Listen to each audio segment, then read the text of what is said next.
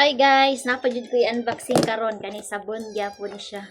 So hilig na jud ko mag ano, Ano tong kuanan? di na ta mag shopping, mag adto sa grocery. So actually guys kay kuan siya. Akong gi-order ta nato ansan.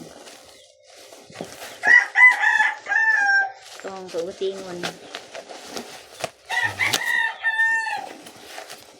Ano yung ginagawa mo doon ako ito? Nasa plastic. Buwangan ako eh. Ang gilabay mo. Sira dito. Masuntan. Na pa dito sudan. Sige na oy.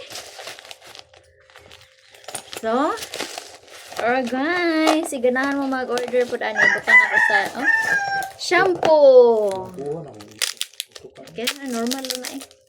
Nga na, kung dito sa yung limot, may pangilay. Shampoo, guys. Legit ganyan kasi S&R ko ni order. Kung ano ka kilo nga shampoo. Ay, kung ano siya. Meron eh.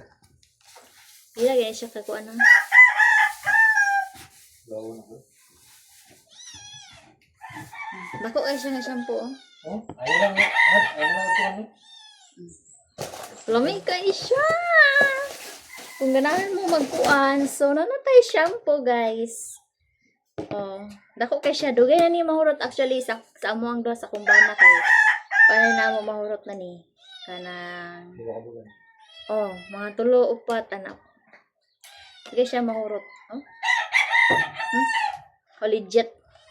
Kay kuan ako ning order sa S&R. So kung mag-order mo sa Shopee, mamili gid mag-order no kay kuan man good. Ngita mo yung tag legit. Maupaw niya ta.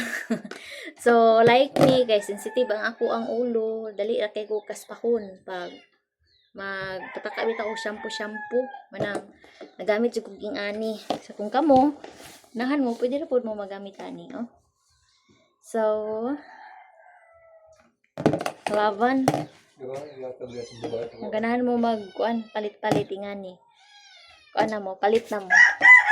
Kung ganahan mo magkuan, comment lang mo down below kung ganahan mo kay akong ikuan ang para palit mo legit pud ang imong mapalit no.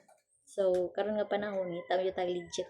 Then at the same time makatipid ta kay you know na tipid-tipid ta kay krisis na kayo ang ekonomiya. Tanan naman tingay galisod. So shampoo is real, very big. So ganahan din ka maligo ani kada adlaw. So paano dahil ganyan na maligo kada adlaw kay nakadako kay shampoo. So that's all for today. Thank you for watching. Bye guys.